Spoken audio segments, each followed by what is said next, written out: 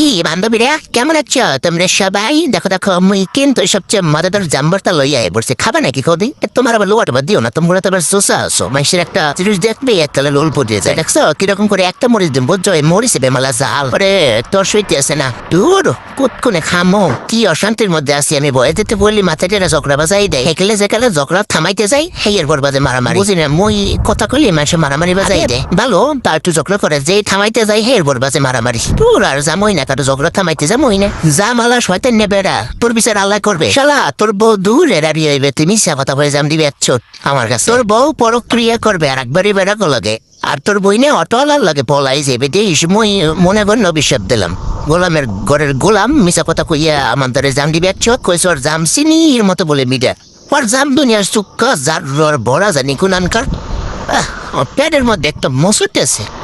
বাল এত সুক্কা কেমনে খায় মানুষে?